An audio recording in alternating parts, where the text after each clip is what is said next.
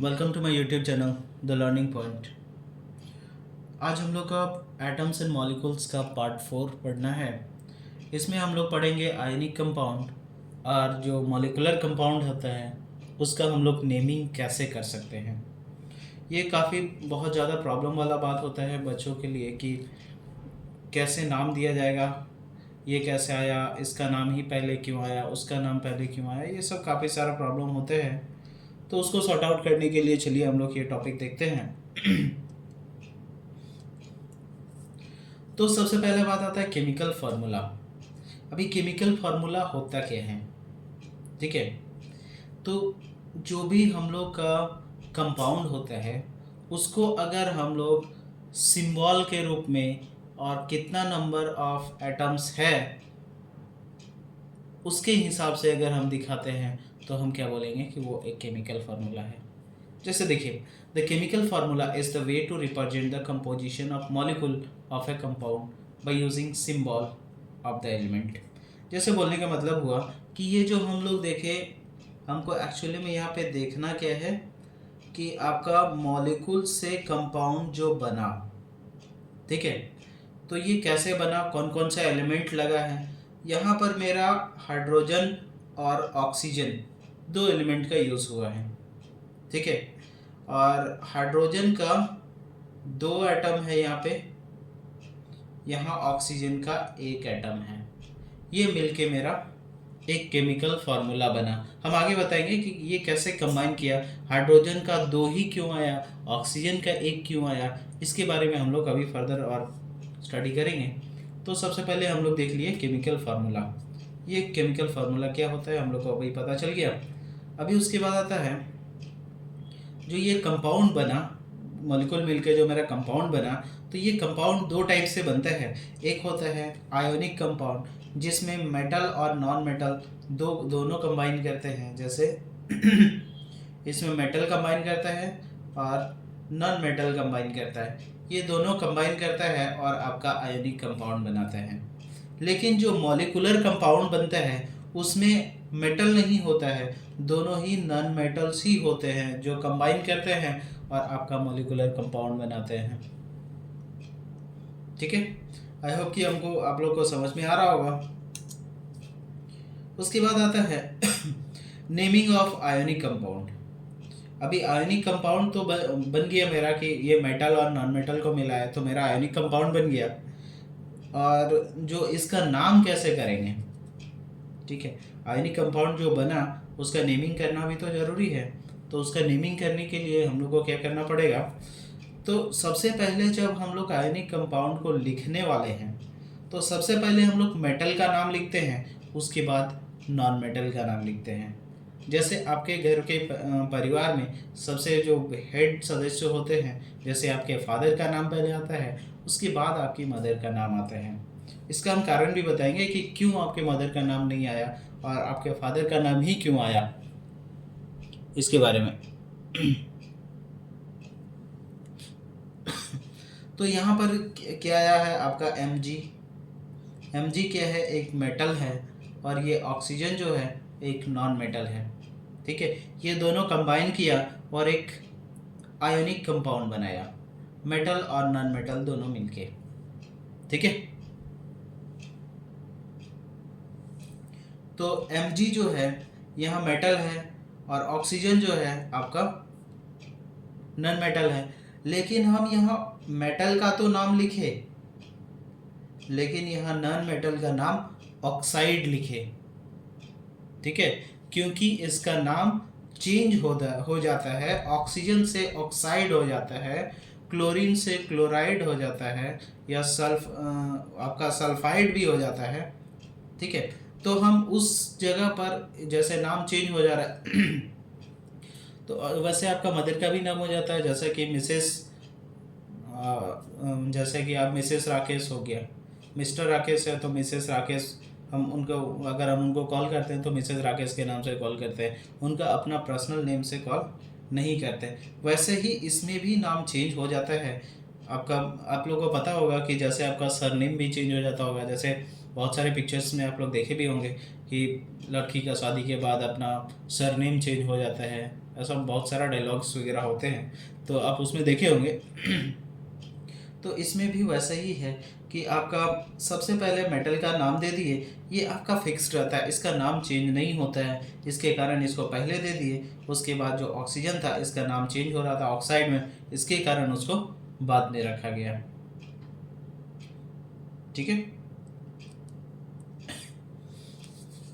अब मेरा आता है जो कंपाउंड जो होते हैं वो आपका अगर दो एलिमेंट से मिलके बने हुए हैं, जैसे आपका Mg और O। Mg क्या है, एक मेटल है, और ऑक्सीजन क्या है, एक नॉन मेटल है। ये दोनों अगर कंबाइन करता है और आपका ये दोनों दो एलिमेंट है, ये एक एलिमेंट, ये एक एलिमेंट, दो एलिमेंट अगर कंबाइन करता है और एक नया कंपाउंड बनाता है तो हम उसको क्या बोलते हैं, बाइनरी कंपाउंड। जैसे Na क्या है, एक मेटल है, आपका Cl क्या है, एक नॉन मेटल है। ये आपका एक मेटल और एक नॉन मेटल दोनों कंबाइन किया, उसके बाद क्या होता है, ये आपका बाइनरी कंपाउंड बना, क्योंकि दो एलिमेंट है इसीलिए बाइनरी कंपाउंड। उसके बाद होता है the ability of the atom to attract the shared electron of the bond towards it is known as electronegativity of the element. अभी क्या होता है इलेक्ट्रोनेगेटिविटी, इलेक्ट्रोनेगेटिविटी होता किसके पास है, इलेक्ट्रॉन को खींचने का कैपेसिटी। जैसे अगर हम सिंपल सा एग्जांपल लेते हैं, पुराने पिक्चर्स वगैरह आप लोग देखे होंगे, तो उसमें क्या होता था कि जो एक्ट्रेस होती थी, अगर उसको पसंद आता है कोई, मान लेते हैं वो मूवी में जो हीरो होता है उसको काफ़ी पसंद करती है, तो उसके लिए क्या करती है, बहुत सारा इधर उधर मतलब कभी बाल घुमाना, कभी ये करना, कभी वो करना, जिससे कि वो उसको अटेंशन करे और किसी तरह से इम्प्रेस करे, और इम्प्रेस करके अपनी तरफ अट्रैक्ट करे। तो ये जो होता था मूवी में, वो इलेक्ट्रॉन के केस में भी यही है, जो जिसके पास जितना एबिलिटी होता है इलेक्ट्रॉन को खींचने का अपने तरफ, मतलब इलेक्ट्रॉन मतलब क्या हुआ, जो कि क्या था आपका प्लस चार्ज वाला मेटल है, उसको अपने तरफ खींचने का जो कैपेसिटी होता है उसी को बोलते हैं इलेक्ट्रोनेगेटिविटी।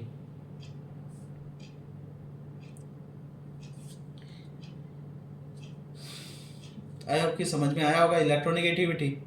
तो आपका इलेक्ट्रोनेगेटिविटी सबसे ज़्यादा किसका होता है, सबसे कम किसका होता है, मतलब जिसको एक इलेक्ट्रॉन का ज़रूरत होता है तो उसको खींचने का कैपेसिटी बहुत ज़्यादा होता है, और जिसको दो इलेक्ट्रॉन चाहिए तो उसका खींचने, दो इलेक्ट्रॉन चाहिए तो उसको खींचने के लिए उसको बहुत ज़्यादा फोर्स लगाना पड़ता है, इसके लिए इलेक्ट्रोनेगेटिविटी उसका घट जाता है। फिर उसके बाद तीन वाला आता है, तो उसका भी क्या हो जाएगा, उसमें और घट जाएगा इलेक्ट्रोनेगेटिविटी। ठीक है। उसके बाद आता है नेमिंग ऑफ मॉलिक्यूलर कंपाउंड। अभी मॉलिक्यूलर कंपाउंड का नेमिंग कैसे करते हैं, जब हम लोग जैसे उसमें नेमिंग किए थे, अभी इसमें भी जो मॉलिक्यूलर कंपाउंड का नेमिंग करेंगे, इसमें क्या है कि जो सबसे पहले हम लिखेंगे आपका लेस इलेक्ट्रोनेगेटिव। पहले वाला में हम क्या लिखे थे, मेटल का नाम लिखे थे, उसके बाद नॉन मेटल का नाम लिखे थे। ठीक है। अब यहाँ पर तो मेटल है नहीं, दोनों ही इलेक्ट्रोनेगेटिव है, तो हम जो लेस इलेक्ट्रोनेगेटिव वाला होगा, जो कि मतलब जो देने का मतलब लेने का जो कैपेसिटी जिसके पास कम होगा, उसको पहले रखेंगे, क्योंकि वो क्या करेगा, शेयरिंग करेगा, उसके बाद आपका बॉन्ड बनेगा। ठीक है। तो ये हो गया आपका जो हायर इलेक्ट्रोनेगेटिव वाला होगा। जैसे कि आपका यहाँ एग्जांपल में हम देखते हैं, यहाँ हाइड्रोजन को देख सकते हैं और ये Cl को देखते हैं। ये हाइड्रोजन क्या होता है, लेस इलेक्ट्रोनेगेटिव होता है, इसको भी एक इलेक्ट्रॉन का ज़रूरत होता है, इसको भी एक इलेक्ट्रॉन का ज़रूरत होता है। तो ये जो दोनों को एक एक इलेक्ट्रॉन का ज़रूरत हुआ, तो ये क्या करेगा, अपनी तरफ Cl अपनी तरफ खींचने का कोशिश करेगा, और ये भी अपनी तरफ खींचने का कोशिश करेगा हाइड्रोजन। लेकिन इसमें सबसे ज़्यादा इलेक्ट्रोनेगेटिव जो है वो Cl है। ठीक है, क्योंकि वो बड़े साइज़ का है और उसका एक ही इलेक्ट्रॉन बाहर में है, तो उसको खींचने का कैपेसिटी बहुत ज़्यादा होगा। हाइड्रोजन बहुत छोटा है तो उसके पास खींचने का कैपेसिटी कम होगा। ठीक है। अब नेक्स्ट आते हैं, when there are more than one atom in an element. जब एक एलिमेंट में एक से ज़्यादा एटम होता है, ठीक है, मॉलिक्यूलर कंपाउंड में,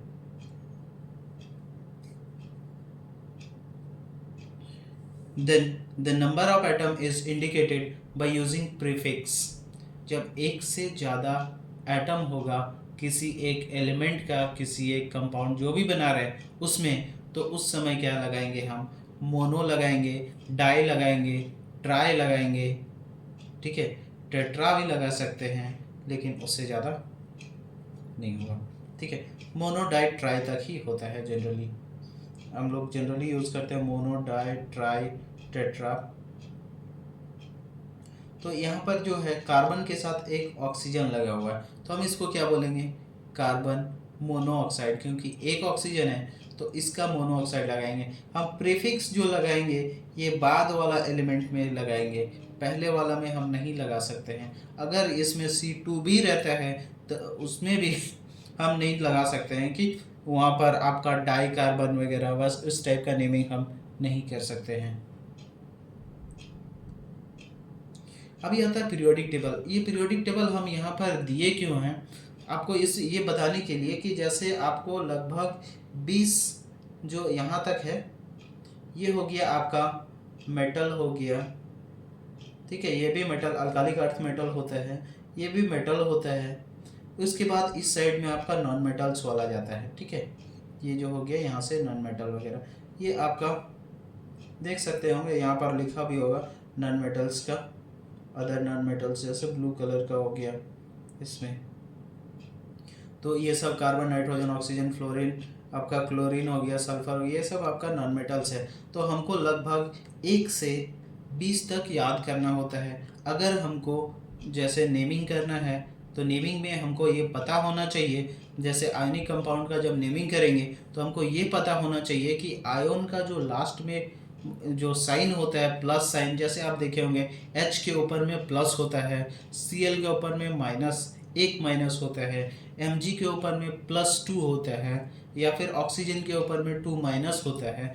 तो ये होता कैसे है, अगर उसमें -2 क्यों लगाया गया, इसमें -1 क्यों लगाया गया, वो हमको देखना है।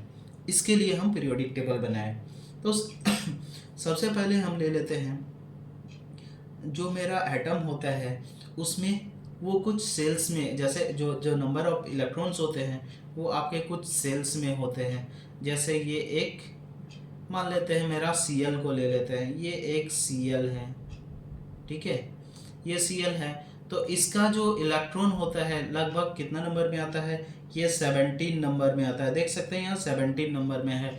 इसका मतलब इसके पास 17 वो इलेक्ट्रॉन है, ठीक है, इसका एटॉमिक नंबर 17 है। एटॉमिक नंबर हम बोलते हैं जिसका नंबर ऑफ प्रोटॉन जितना होता है उसको उसका एटॉमिक नंबर बोलते हैं। जैसे क्लोरीन का एटॉमिक नंबर 17 है तो हम इसको 17 बोले, उसमें नंबर ऑफ इलेक्ट्रॉन भी 17 है, क्योंकि हमको पता है जितना नंबर ऑफ प्रोटॉन होता है उतना ही नंबर ऑफ इलेक्ट्रॉन भी होता है, उसके कारण हम यहाँ पर 17 लिए हैं Cl का, ठीक है।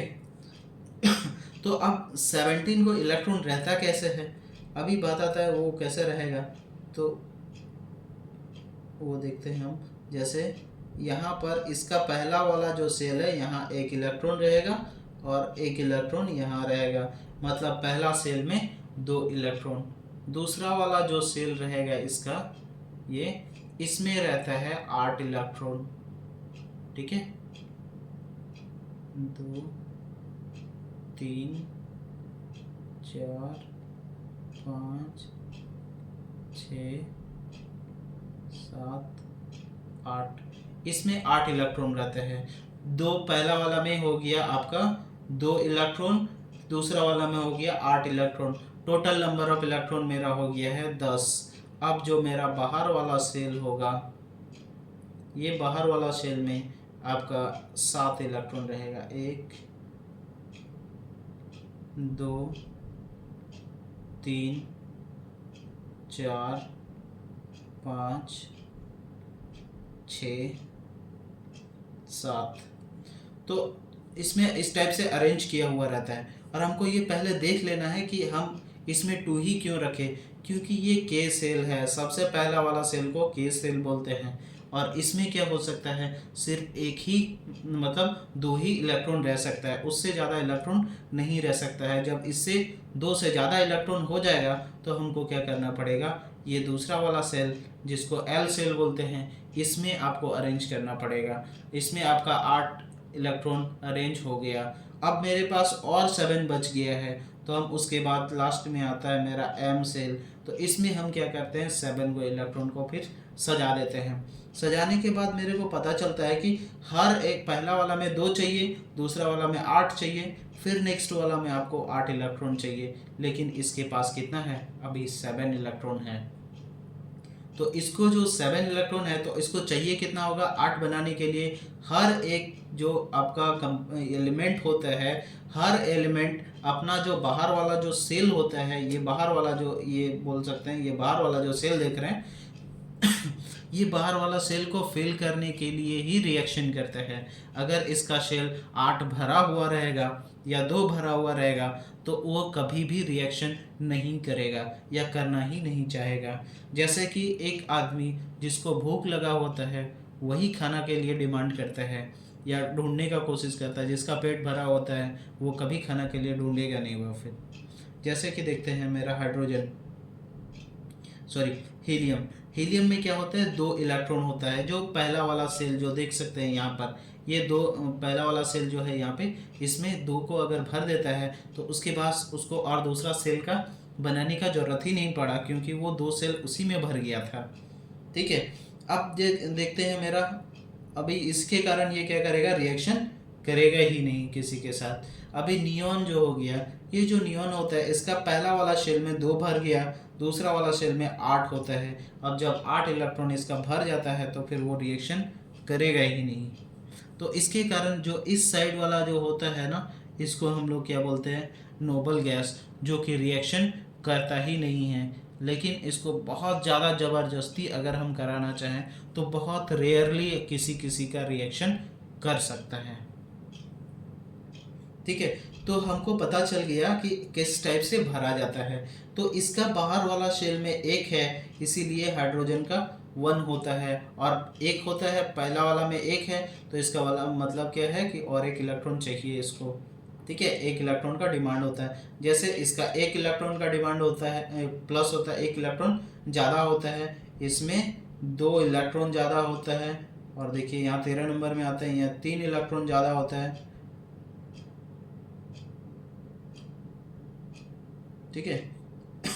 उसके बाद ये इसका 4 इलेक्ट्रॉन, ये आता है आपका, मतलब बाहर वाला शेल में 4 होता है, तो इसको और 4 चाहिए होता है। ये सब क्या है, प्लस साइन वाले जो आपका इलेक्ट्रॉन देंगे।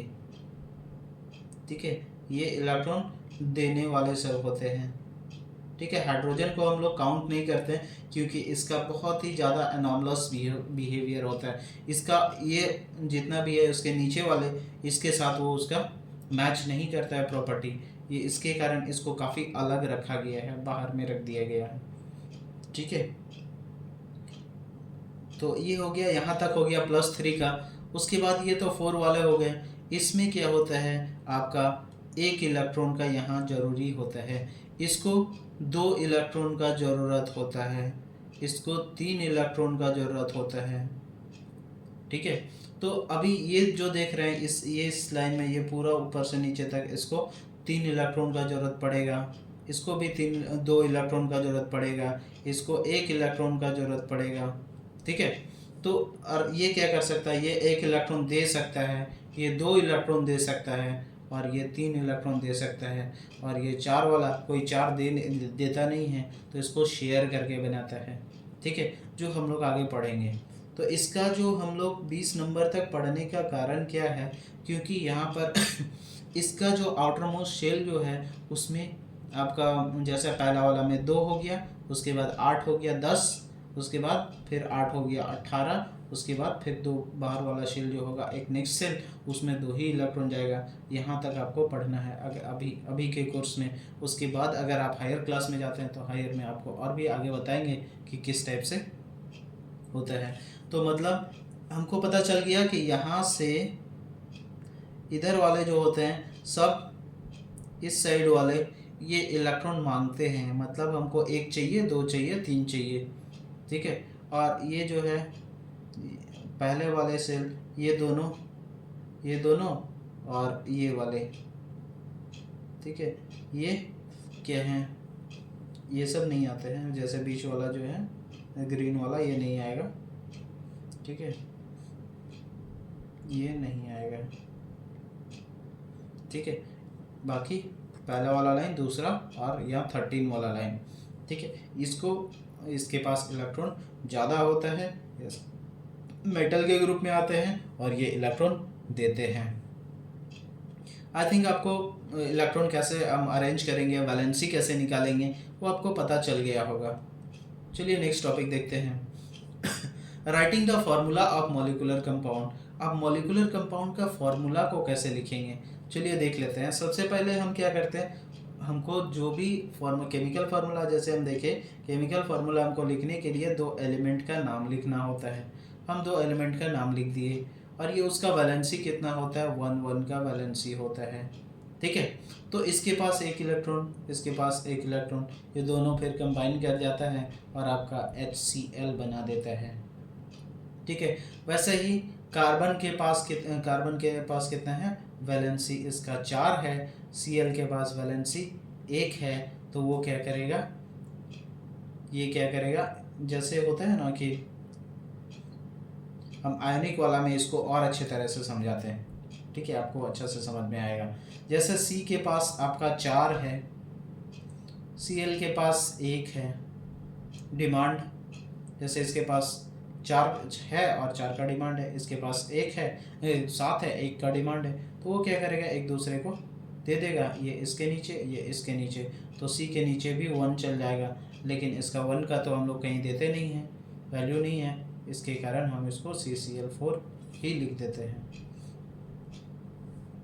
अभी वैलेंसी ऑफ आयन, आयन का वैलेंसी क्या होता है, जितना नंबर ऑफ चार्ज रहता है एलिमेंट के ऊपर में लगा हुआ, तो हम उसी को उसका वैलेंसी बोलते हैं, ठीक है।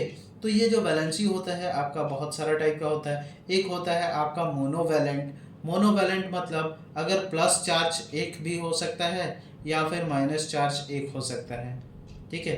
मोनोवैलेंट आपका कैटायन का भी हो सकता है या एनायन का भी हो सकता है। कैटायन हुआ तो प्लस चार्ज होगा, एनायन होगा तो आपका माइनस चार्ज होगा। उसके बाद जो होता है डाईवैलेंट। डाईवैलेंट में क्या होता है, 2 प्लस चार्ज होता है कैटायन में और एनायन में 2 माइनस चार्ज होता है, मतलब ये 2 इलेक्ट्रॉन दे सकता है और ये एनायन 2 इलेक्ट्रॉन ले सकता है। ट्राईवैलेंट का मतलब हुआ ये 3 इलेक्ट्रॉन दे सकता है और एनायन का ये इसमें क्या है, 3 इलेक्ट्रॉन ले सकते हैं। अब आता है मेरा formula of ionic compound. Ionic compound का जो नेमिंग होता है, जैसे आप किसी के ऊपर में देखे होंगे, जैसे Na प्लस लगा होता है। Na प्लस लगा होने का कारण क्या है कि उसमें एक इलेक्ट्रॉन ज़्यादा है। उसका बाहर वाला सेल, जैसे हम सेल बनाए थे ना, Na का कितना होता है, 11 होता है, तो Na हम लिख लिए यहाँ पे। इसका पहला वाला सेल में क्या है आपका 2 है, दूसरा वाला में कितना होता है आपको पता होगा, 8 होता है। सॉरी मेरा सर्कल बहुत गंदा बनता है। 3 4 5 6 7 8, ये जो 8 इलेक्ट्रॉन आपका 10 हो गया। बाहर वाला सेल जो है इसका बाहर में 1 होता है, 1 इलेक्ट्रॉन। अब इसको चाहिए कितना होता है, 7 इलेक्ट्रॉन का ज़रूरत है अपना ऑक्टेट को पूरा करने के लिए। बाहर वाला में 8 होना चाहिए, इसमें आपका 1 है और 7 चाहिए, तो कोई ऐसा एलिमेंट नहीं है जो आपको 7 इलेक्ट्रॉन देगा।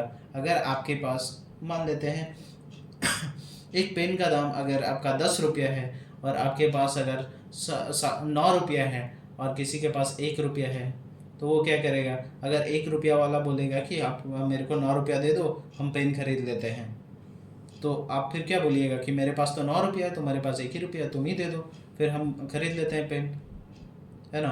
तो इस टाइप से जैसे इसमें आपका 8 इलेक्ट्रॉन होना चाहिए, 1 है और 7 का ज़रूरत है, तो ये ले नहीं सकता है, तो ये क्या करेगा, अपना इलेक्ट्रॉन को दे देगा, ठीक है।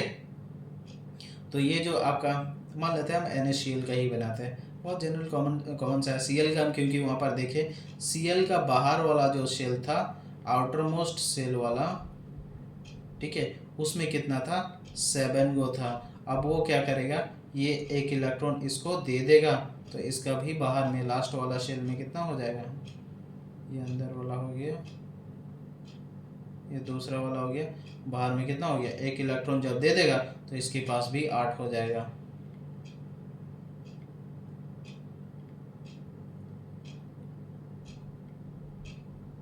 इसके पास भी जब 8 इलेक्ट्रॉन हो गया तो अब ये बंदा खुश हो गया, क्योंकि इसके पास ज़्यादा था जिससे उसको काफ़ी प्रॉब्लम हो रहा था, वो दे देता है। अब Cl के पास कितना था, एक का कमी था, बेचारा वैसे ही रो रहा था, तो बोला कि चल भाई एक इलेक्ट्रॉन दे दे, तो फिर वो इलेक्ट्रॉन एक Na दे देता है। अब ये दोनों मिलके खुशी खुशी से NaCl बन गया। आपका जो सब्जी उब्जी होता है उसको काफ़ी जायका पहुँचाता है। उसके बाद होता है यहाँ पर देख सकते हैं आपका CO3 का 2 माइनस होता है, जैसे Na का +1 था, CO3 का 2 माइनस। अभी इसके सर पे चार्ज होता है +1 का, इसके सर पे चार्ज होता है -2 का, तो इसके सर का चार्ज जाएगा इसके नीचे में और इसके सर का चार्ज जाएगा इसके नीचे में। ठीक है, तो आपका Na2 हो गया। यहाँ पर Na का क्या था, कोई तो नहीं था चार्ज, इसका ऊपर वाला चार्ज कहाँ से आया, नीचे में आ गया। ठीक है, तो ये हो गया मेरा Na2 और ये हो गया मेरा CO3, क्योंकि इसके Na का +1 है। और अगर इसमें यहाँ पर अगर मान लेते हैं कि अगर मेरा यहाँ पर 2 होता तो यहाँ पर क्या हो जाता, इसको ब्रैकेट करने के बाद यहाँ पर 2 लिख देते। ठीक है, अब दूसरा वाला होगा तो उसमें इस टाइप का आप लिख भी सकते हैं कि अगर इसमें Na के जगह पे अगर Mg होता, उसका +2 होता, तो यहाँ पर क्या लिख सकते थे हम, इसका नीचे में भी 2 लिख सकते थे। ठीक है, आई होप कि आपको अच्छा से समझ में आया होगा और इस तरह से आपका मतलब नेमिंग काफ़ी क्लियर हुआ होगा। और इसको अगर आप याद रखते हैं तो आपको 11 में जो नेमिंग वाला चैप्टर आता है उसमें कोई भी परेशानी नहीं होगा। तो इस टाइप का वीडियो देखने के लिए आप इस चैनल पे बने रहिए और प्लीज़ लाइक, सब्सक्राइब और शेयर ज़रूर कीजिएगा। Thank you.